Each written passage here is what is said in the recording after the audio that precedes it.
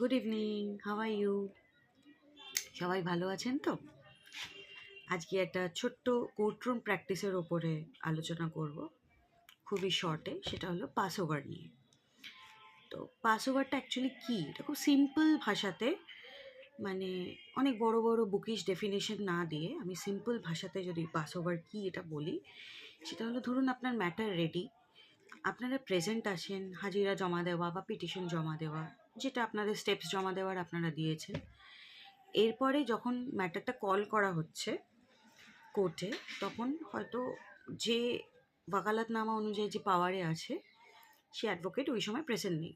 আপনি as a junior বা as an intern বলতে পারেন, তো আপনাকে ওখানটায় জাস্ট আপনার সিনিয়র বলেছে একটু পাস ওভার নিয়ে নিতে। তো how will you take the pass over, মানে একটু সময় চেয়ে নিতে অল্প করে, পাসিং ওভার দ্য ম্যাটার, যাতে কিছুক্ষণ পরে ম্যাটারটা আবার কল করে এবং আপনার সিনিয়র যিনি আছেন, যিনি ম্যাটারটা নিয়ে মুভ করবেন বা আর্গিউ করবেন, সে সেটা করতে পারে প্রপারলি।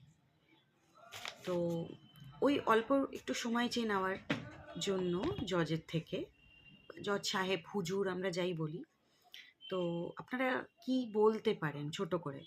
যদি বাংলায় বলেন তো খুবই ইজি, একটু রিকোয়েস্টের সুরে বলতে হবে যে ইয়োর লর্ডশিপ বা ইয়োর অনার বা হুজুর বা সাহেব।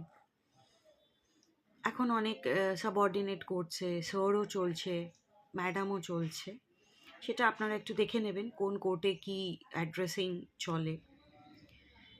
কোর্টরুম ডেকোরামটা মেনটেন করাটা খুব জরুরি। It's of utmost importance. So এরকমভাবে বলতে হয় যে হুজুর বা ইয়োর অনার, লর্ডশিপ, আমার senior is on the way, shortly appear করবেন, কাইন্ডলি একটা পাস ওভার দিয়ে দিন। এরমভাবে রিকোয়েস্ট করা যেতে পারে, খুবই simple, you will get it. আর যদি ইংলিশে বলতে চান একটু সফিস্টিকেটেড ওয়েতে বা একটু ভালো করে, যেটা প্রপার ওয়ে, সেটা হলো এরমভাবে বলতে পারেন যে ইয়োর লর্ডশিপ বা your honour, the matter is ready, I respectfully request you to give a passover, or I respectfully request for a passover. একটু ছোট হলো, ক্রিস্পি ওয়েতে।